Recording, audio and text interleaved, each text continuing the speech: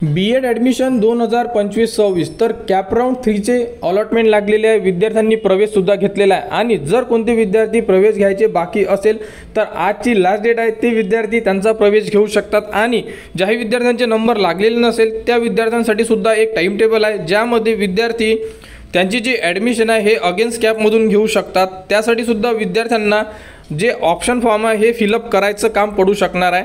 आणि तो जो टाइम टेबल तुम्ही बघितला तर त्या टाइम टेबलमध्ये संपूर्ण माहिती दिलेली आहे।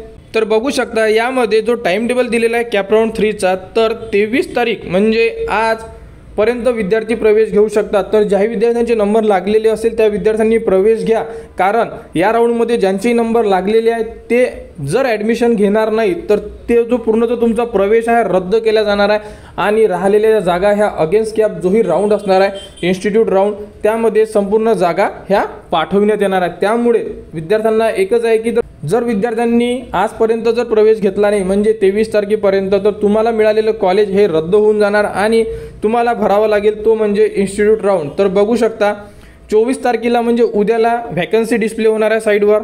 त्यानंतर आपल्याला जो कॉलेजचा फॉर्म आहे हा 25 तारीख ते 26 तारीख या 2 दिवसामध्ये फिलअप करून घ्यायचा आहे।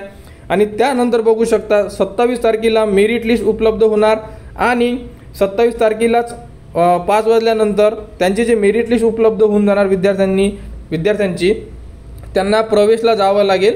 29/9 ते 1/10/2025 पर्यंत विद्यार्थी ॲडमिशन घेऊ शकतात, कारण ही जी मेरिट लिस्ट आहे ही कॉलेज वाईज लागते। त्या कॉलेजमध्ये जर तुमचं नाव आलं तर तुम्ही तिथं ॲडमिशनसाठी जाऊ शकता आणि बाकीची जी प्रोसेस आहे ही प्रोसेस तुमची कॉलेज त्यांच्या लेवलवर कंप्लीट करणार आणि तुमची ॲडमिशन हे अगेन्स्ट कॅपमध्ये राहणार आहे। तर अशाबद्दलची ही अपडेट आहे। तर यामध्ये करायचं काय, ज्याही विद्यार्थ्यांचे नंबर लागलेले आहे कॉलेज मिळालेलं आहे ॲडमिशन घेऊ शकता, तुम्ही ॲडमिशन घ्या।